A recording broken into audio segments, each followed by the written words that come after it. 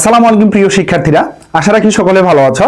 তোমরা যারা পরীক্ষার্থী আছো তোমাদের জন্য আমি ইংরেজি সেকেন্ড পেপারের উপর একটি শর্ট সাজেশন সাজিয়েছি। চলো তাহলে আমরা সাজেশনটি দেখে নেই।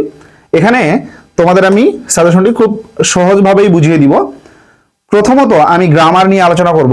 আমরা জানি ইংরেজি সেকেন্ড পেপারের উপর আমাদের হচ্ছে সর্বমোট 60 মার্কস অর্থাৎ 60 মার্কস আসবে, আর রিটেনের উপর আমাদের মোটামুটিভাবে আসবে 40 মার্কস। ওকে, তো গ্রামারে যে মার্কস ডিস্ট্রিবিউশন এটা একটু আমরা দেখে নিব। প্রথমত এখানে আমরা দেখতে পাচ্ছি যে হচ্ছে গেপ ফিলিং অ্যাক্টিভিটিস উইদাউট ক্লু, যেটা হচ্ছে প্রেপোজিশন আকারে আসবে অর্থাৎ প্রেপোজিশন। ওকে, সো প্রেপোজিশন মূলত আমাদের এখানে দুভাবে আসে, একটা হচ্ছে অ্যাপ্রোপ্রিয়েট প্রেপোজিশন আর একটা হচ্ছে কমন সেন্স দিয়ে বা হচ্ছে বিভক্তি দিয়ে বা বিভিন্ন ধরনের প্রেপোজিশনের যে অবস্থান এগুলো দিয়ে কিন্তু একটা প্রেপোজিশন আসবে। ওকে, এখানে কিন্তু সর্বমোট তোমার হচ্ছে মার্কস থাকবে হচ্ছে 5। ওকে, তারপরে হচ্ছে আমরা যদি বলি 2 নাম্বার গেপ ফিলিং অ্যাক্টিভিটিস উইথ ক্লুজ, যেমন হচ্ছে had better, would rather, it is time, it is high time, যে এই রুলস গুলো আছে অথবা লেট অ্যালন, এগুলো থেকে তোমাদের সর্বমোট মার্কস আসবে 5 মার্কস। তারপর হচ্ছে 3 নাম্বার যদি আমি বলি কমপ্লিটিং সেন্টেন্স, যেটা হচ্ছে উইথ ক্লোজেস এবং ফ্রেজ আকারে থাকবে। সো ক্লোজ অথবা ফ্রেজ তোমাকে বসিয়ে বাক্যটাকে সম্পূর্ণ করতে হবে। এই কমপ্লিটিং সেন্টেন্সে তোমাদের সর্বোচ্চ মার্কস হচ্ছে 10 মার্কস, যেটাতে একটা গ্রামারের মধ্যে সবথেকে হিউজ মার্কস, খুবই ইম্পর্টেন্ট। এটা তুমি যদি আমার শীটগুলোই পড়ো খুব সহজেই তুমি আনসার করতে পারবা। তারপরে আমি যদি 4 নাম্বারের কথা বলি ইউজ অফ ভার্বস, যেটা হচ্ছে বলা হয় রাইট ফ্রম ভার্ব অথবা হচ্ছে এখানে রুলস থাকবে সাবজেক্ট ভার্ব এগ্রিমেন্ট। ওকে, সাবজেক্ট ভার্ব এগ্রিমেন্ট, এখান থেকে তোমাদের প্রায় 7 মার্কস থাকবে। তো এটা তুমি যদি ভালো করে অ্যাক্টিভ প্যাসিভ অথবা ডুয়ার রিসিভার এই রুলসগুলো ভালো করে যদি তুমি বুঝতে পারো তাহলে তুমি এখান থেকে অবশ্যই কমন পাবা। দেন 5 নাম্বার নেরেশন, যেটাকে বলা হয় direct to indirect, indirect to direct. Okay, এখান থেকে তোমাদের মার্কস থাকবে সর্বমোট 7 মার্কস। কত মার্কস? 7 মার্কস।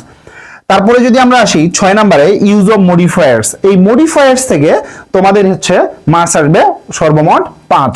মডিফায়ার্স খুবই সহজ, তুমি যদি জাস্ট আমার একটা শীট পড়ো 1 পেজের, তাতেই তুমি মডিফায়ার্স আনসার করতে পারবা, তবে আমার ক্লাস করা লাগবে।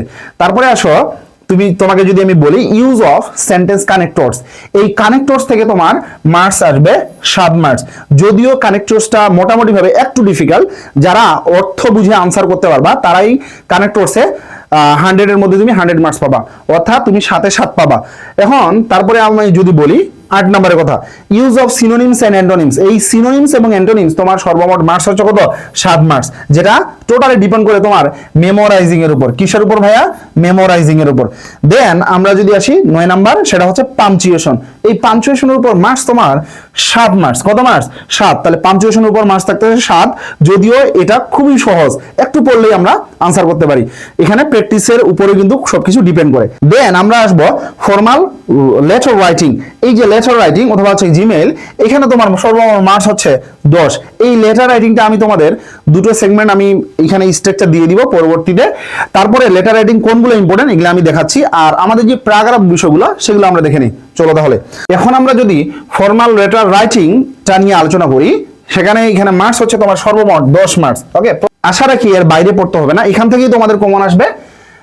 প্রথমটা হচ্ছে কি টু দ্য ইউনো অথবা DC for sending immediate relief for the flood affected people, মানে অর্থাৎ বন্যা কবলিত যে লোকগুলো আছে তাদের জন্য রিলিফ ফান্ড পাঠানো।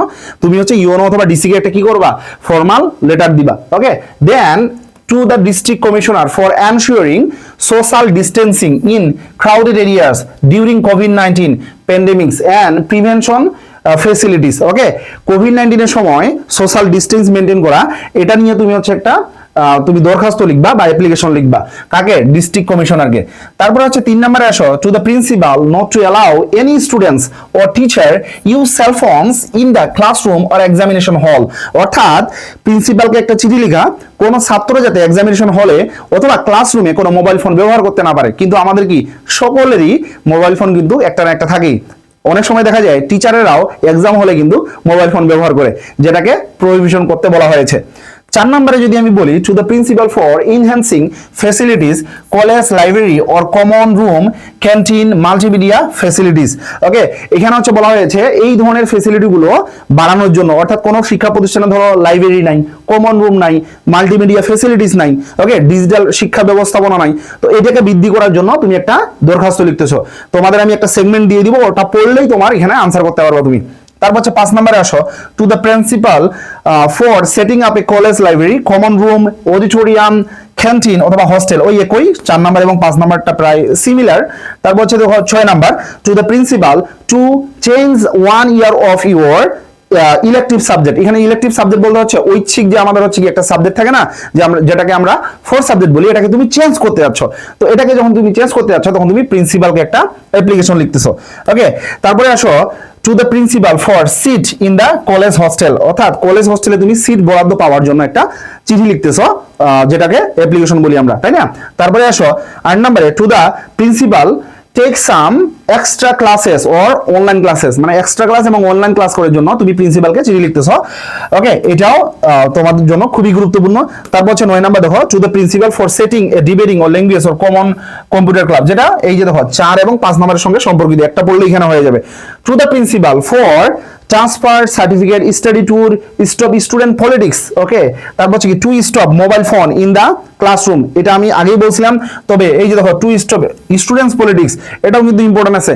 সো ওভারঅল তুমি যদি ফর্মাল লেটারে এগুলা যদি পড়ো, এই কয়েকটা যদি পড়ো, এর বাইরে ইনশাআল্লাহ আশা করা যায় আর আসবে না। ঠিক আছে, এখন দেখো আমি তোমাদের একটু প্যারাগ্রাফ নিয়ে একটু আলোচনা করি। এই যে প্যারাগ্রাফগুলো, এখানে আমি এই যে writing paragraph by listing description, okay, within 200 words. Okay, 200 words এর মধ্যে তোমাকে প্যারাগ্রাফ লিখতে বলবে, যেটা মার্কস কিন্তু 15 মার্কস, বিশাল একটা মার্কস।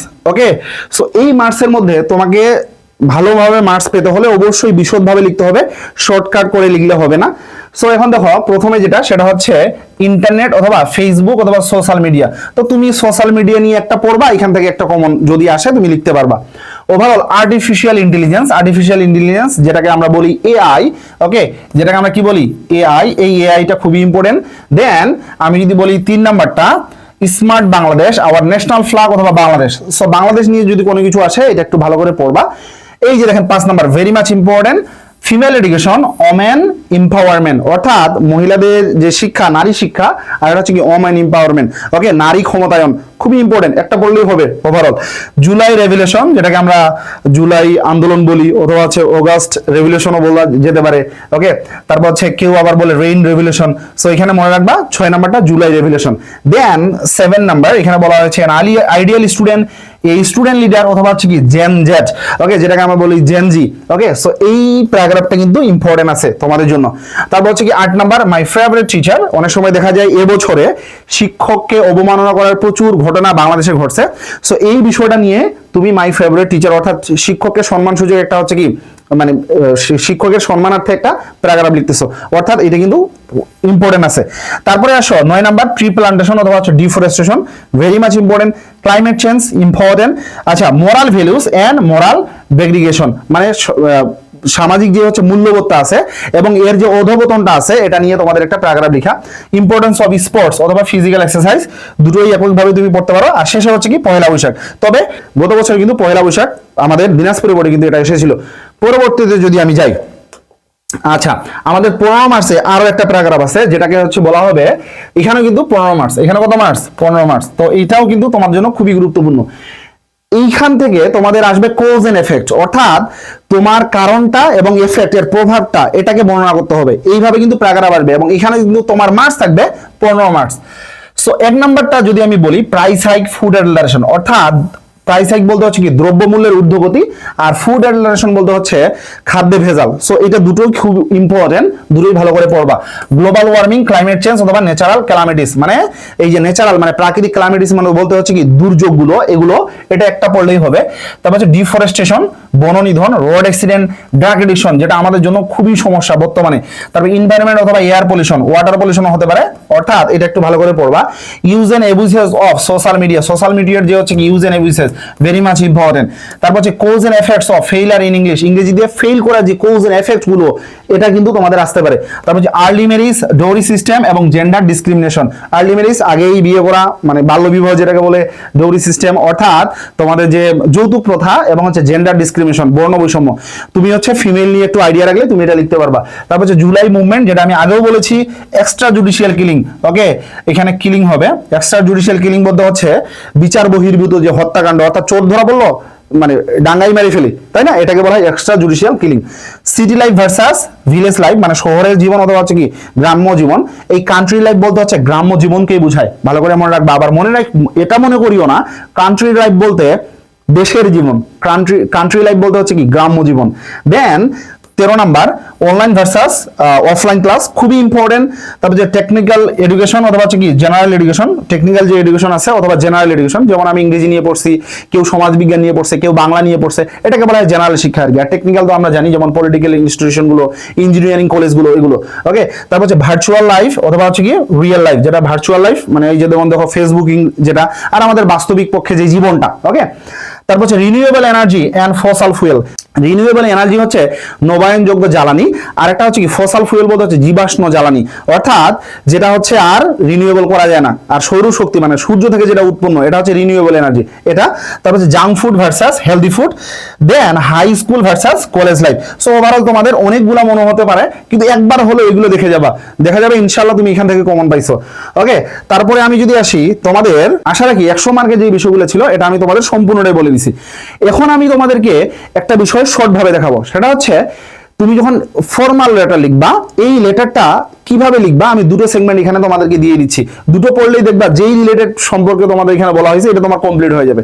যেমন এখানে হচ্ছে আমি যদি বলি প্রথমটা যদি আমি বলি, যে দেখেন এখানে হচ্ছে প্রথমটা canteen, common room, library, then হচ্ছে কি bicycle stand, office, post office, auditorium, Shaheed Minar, playground, computer club, cultural club অথবা বিএমসিসি, এগুলো যদি স্থাপনের জন্য যদি তোমাকে কেউ ফর্মাল লেটার লিখতে বলে, তাহলে তুমি কিভাবে লিখবা? দেখো, প্রথমে তুমি লিখবা এই যে তারিখ ডিসেম্বর, আমি বলছি ডিসেম্বর 2022, এটা অনেক আগের। তারপর হচ্ছে আমি বলছি টু কাকে লিখবো? দ্য প্রিন্সিপাল অথবা হেডমাস্টার, তো আমরা প্রিন্সিপালকে লিখবো। তুমি প্রতিষ্ঠানের নাম দিবা। তারপর এখানে আমি দিছি সিলেক্ট, সাবজেক্ট হচ্ছে কি prayer for the establishment of, অর্থাৎ এই জিনিসটা মনে রাখলে তোমার হয়ে যাবে। প্রেয়ার মানে হচ্ছে প্রার্থনা করা, ফর জন্য, কিসের জন্য? দ্য এস্টাবলিশমেন্ট অফ, অর্থাৎ স্থাপনের জন্য। কি স্থাপন? তুমি তখন বিষয়ের নাম বলবা, বিষয় কোন বিষয়ে তুমি লিখতে আছো। তুমি যদি বলো prayer for the establishment of canteen, একটা ক্যান্টিনের জন্য, তো বিষয়ের নাম বলবা। ওকে, এখন দেখো প্রথমে লিখবা স্যার, কমা দিবা, মোস্ট রেসপেক্টফুলি মানে শ্রদ্ধার সাথে, we beg two state that, আমরা এটা প্রার্থনা করতেছি যে, এই যে দেখো we beg two state that, এটা প্রার্থনা করতেছি যে we are the students of, we are the student in this college, আমরা এই কলেজের কি ছাত্র। ওকে, তারপর এখানে কি বলছে? We are proud of our college. দেখো কোনো কিছু যখন পেতে হয় তখন কিন্তু একটু তোষামোদি করতে হয়। তাহলে প্রথমে আমি কি বললাম? আমরা আমাদের কলেজের জন্য কি গর্বিত। Okay, because there are many facilities in our college, there are many facilities, অনেক কি আছে, সুযোগ সুবিধা আছে। কোথায়? ইন আওয়ার কলেজ, আমাদের কলেজে। সাচ এস, এই দেখো সাচ এস, যেমন প্রশ্নে যা চাইবে তা বাদ দিয়ে অন্য 4-5টা সুবিধার নাম তোমাকে লিখতে হবে। যেমন তুমি বলতে পারো এখানে সুবিধা আছে, বাইসাইকেল স্ট্যান্ড আছে, পোস্ট অফিস আছে, অডিটোরিয়াম আছে, শহীদ মিনার আছে, ঠিক আছে, এইভাবে তুমি বলতে পারো। বাট কিন্তু it is a matter of great sorrow that, এটা একটা বড় অনুতাপের বিষয় যে উই ডু নট হ্যাভ, আমাদের নাই, কি নাই? বিষয়ের নাম। এখন আমি বলছি আমাদের কোনো ক্যান্টিন নাই, আমাদের কোনো কি নাই? ক্যান্টিন নাই। দেন তোমাকে বলতে হবে it is a part and parcel of our educational institution, অর্থাৎ এটা আমাদের শিক্ষার কি একটা অবিচ্ছেদ্য অংশ। ওকে, দেন উইদাউট ইট, এটা ছাড়া the students are suffering a lot, এটা ছাড়া ছাত্ররা প্রচুর পরিমাণে সাফার করতেছে, অর্থাৎ ভুগতেছে। সো দ্য স্টুডেন্টস, তাই ছাত্ররা আর্নেস্টলি ক্রেভ ফর এ, তাই ছাত্ররা মানে আন্তরিকতার সাথে ক্রেভ ফর মানে আকাঙ্ক্ষা করতেছে। কিসের আকাঙ্ক্ষা করতেছে? এ ক্যান্টিন মানে ফর এ ক্যান্টিন, একটা ক্যান্টিনের জন্য। দেন তোমাকে বলতে হবে মে উই দেয়ার ফর, সেই জন্য আমরা প্রে এন্ড হোপ, আমরা প্রার্থনা করতেছি এবং আশা করতেছি দ্যাট যে you would be kind enough, আপনি কি হবেন? যথেষ্ট পরিমাণে সদয় হবেন টু এস্টাবলিশ, প্রতিষ্ঠার জন্য। কি প্রতিষ্ঠার জন্য? ক্যান্টিন, একটা ক্যান্টিন প্রতিষ্ঠার জন্য। এন্ড অবলাইজ দেয়ার বাই, এবং আমাদেরকে এটা দিয়ে বাধিত করবেন। দেন তোমাকে বলতে হবে we remain sir your most obedient the students of, তারপরে প্রতিষ্ঠানের নাম। এভাবে তোমাকে একটা অ্যাপ্লিকেশন তুমি লিখতে পারো একটা কোনো কিছু প্রতিষ্ঠা করার জন্য। তারপরে আরেকটা সেগমেন্ট আমি বলতেছি, তারপর তোমার প্রিন্সিপালকে কোনো কালচারাল প্রোগ্রাম, ফেয়ারওয়েল প্রোগ্রাম অথবা ড্রামা আয়োজন করার জন্য, অর্থাৎ কোনো অনুষ্ঠান আয়োজন করার জন্য কিভাবে তুমি অ্যাপ্লিকেশনটা লিখবা সেটাও আমি এখানে বলে দিয়েছি। জাস্ট এই সেগমেন্টটা মনে রাখলেই হবে। ওকে, প্রথমত দেখো, প্রথমত এখানে বলা হয়েছে যে স্টাডি ট্যুর, এক্সকারশন, এক্সকারশন বলতে হচ্ছে প্রমোদ ভ্রমণ, অর্থাৎ আনন্দের জন্য যে ভ্রমণটা করা হয়। তারপর reception, farewell, a drama, cultural program, okay, debating competition আয়োজন করা, ওকে, মানে বিতর্কিত যে প্রতিযোগিতাগুলো, ঠিক আছে। তারপর হচ্ছে মিলাদ মাহফিল, এক্সিবিশনস মানে প্রদর্শনী, বিভিন্ন ধরনের, ধরো জুলাই মুভমেন্ট হলো না, এইগুলার বিভিন্ন ধরনের ছবি ভিডিও প্রদর্শন করা। তারপর হচ্ছে কি অ্যানুয়াল স্পোর্টস, ওকে, বার্ষিক যেই খেলাটা। এখন দেখেন প্রথমে হচ্ছে তারিখ লিখবা, তারপর হচ্ছে কি টু, যাকে লিখবা সেটা লিখবা এখানে, কলেজের প্রতিষ্ঠানের নাম, সিলেট মানে স্থান, তারপর হচ্ছে subject, prayer for the arrangement of, ওইখানে আমি দিছিলাম প্রথমটাতে এস্টাবলিশমেন্ট অফ, আর এখানে কি অ্যারেঞ্জমেন্ট অফ, অর্থাৎ আয়োজন করার জন্য। কিসের আয়োজন? এখন আমি যদি বলি এক্সিবিশনের আয়োজন, অর্থাৎ প্রদর্শনীর আয়োজন। প্রথমে দেখো তোমাকে লিখতে হবে স্যার, মোস্ট রেসপেক্টফুলি, খুব শ্রদ্ধার সাথে, we beg two state that, আমরা এটা কি করতেছি, জাহির করতেছি যে we are the students of this college, আমরা এই কলেজের কি ছাত্র। তারপর এখানে বলা হয়েছে we are proud of our college, এই যে বললাম কিছু পেতে হলে একটু তোষামোদি করতে হবে, তার মানে এখানে কি বলছে, আমরা আমাদের কলেজের জন্য কি খুবই গর্বিত। এই জন্য উই অ্যারেঞ্জ, আমরা আয়োজন করি, আমি যদি বলি যে এক্সিবিশন উইথ গ্রেট ফেস্টিভস, মানে বড় একটা হচ্ছে কি ফেস্টিভস মানে উদ্দীপনার সাথে কি আয়োজন করি, এভরি ইয়ার মানে প্রত্যেক বছরই উদ্দীপনার সঙ্গে আমরা একটা বড় ধরনের কি করি, একটা ফেস্টিভস অর্থাৎ উৎসব আয়োজন করি। তারপর এখানে কি বলছে, বাট কিন্তু it is a matter of great sorrow that, এটা একটা বড় অনুতাপের বিষয় যে উই হ্যাভ নট ইয়েট, আমরা করি নাই, এখনো করি নাই, কি করি নাই, অ্যারেঞ্জড আয়োজন করি নাই, এন এক্সিবিশন বিষয়ের নাম, অর্থাৎ একটা প্রদর্শনীর আয়োজন করি নাই, দিস ইয়ার এই বছরে আয়োজন করি নাই, এটা বড়ই অনুতাপের বিষয়। তারপর এখানে বলছে সো তাই we have decided to arrange N, আমরা সিদ্ধান্ত নিয়েছি টু অ্যারেঞ্জ আয়োজন করার জন্য। কিসের আয়োজন? তখন তোমাকে বিষয়ের নাম বলতে হবে, তোমাকে বলতে হবে ধরো যে এক্সিবিশনের আয়োজনে একটা আমরা সিদ্ধান্ত নিয়েছি দিস ইয়ার এই বছরে। It is a part and parcel of our education, এটা আমাদের শিক্ষার একটা অবিচ্ছেদ্য অংশ, পার্ট এন্ড পার্সেল মানে অবিচ্ছেদ্য অংশ। তারপর এখানে বলা হয়েছে ইট উইল এক্সপান্ড, আচ্ছা এখানে এক্সপান্ড মানে বৃদ্ধি করা, এটা বৃদ্ধি করবে, কি বৃদ্ধি করবে, আওয়ার হরাইজন অফ নলেজ, আমাদের জ্ঞানের পরিধি বৃদ্ধি করবে। দেন আওয়ার টিচার্স উইল, আমাদের শিক্ষকেরা কি করবে, কনসেন্টেড টু জয়েন উইথ আস, মানে আমাদের সাথে জয়েন করার জন্য বা যোগদান করার জন্য মনোনিবেশ করবে বা মনস্থির করবে। তারপর এখানে কি, সো উই দেয়ারফর, এই জন্য আমরা প্রে এন্ড হোপ দ্যাট, আমরা এটা প্রার্থনা করতেছি এবং আশা করতেছি that you would be kind enough, আপনি যথেষ্ট সদয় হবেন, to fulfill our desire, আমাদের ইচ্ছাগুলোকে পূরণ করতে, then with some financial help and oblige thereby, অর্থাৎ কিছু আর্থিক সহায়তা দিয়ে আমাদের কি করবেন, বাধিত করবেন, ওকে, and oblige thereby, okay, we remain sir your most obediently the students of, প্রতিষ্ঠানের নাম। এভাবে তোমাকে ফর্মাল লেটার লিখতে হবে। আশা রাখি গ্রামার এবং রিটেনের জন্য তোমাদের যে 100 মার্কস আছে, তুমি যদি এভাবেই লিখতে পারো তাহলে তুমি অবশ্যই এখানে জিপিএ 5 পাওয়ার মতো একটা মার্কস অর্জন করতে পারবা। তবে আমি তোমাদের একটা কথা বলতে চাই, একদিনে ক্লাস করে কেউ কোনোদিন 100-র মধ্যে 100 মার্কস কমপ্লিট করতে পারবে না, ঠিক আছে? এই কথাটাও কিন্তু মাথায় রাখবা। আমি বলবো পরীক্ষার আগে তুমি যত বেশি পারবা সেলফ স্টাডিটা করবা, অর্থাৎ তুমি যেটা পড়বা এটাই তোমাদের কাজে লাগবে। জাস্ট 1 ঘন্টা 4 ঘন্টা 5 ঘন্টার একটা ম্যারাথন ক্লাস দেখে গেলাম আর তুমি সব আনসার করতে পারবা, এটা কিন্তু বেশিরভাগ ক্ষেত্রে ইম্পসিবল হয়ে দাঁড়ায়, ঠিক আছে? যেটা একটা রং অ্যাপ্রোচ। এখন তোমাদের হয়তো মনে হতে পারে তুমি পারতেছো, কিন্তু at the end of the day, দিনের শেষে দেখবা তোমার রেজাল্ট তেমন একটা ভালো হয়নি। সো এইভাবে তুমি সময় নষ্ট না করে নিজেকে সময় দাও, পড়ালেখা করো। তোমাদের জন্য শুভকামনা, দেখা হবে অন্য আরেকটি কোনো ক্লাসে। ভালো থাকবা, আল্লাহ হাফেজ।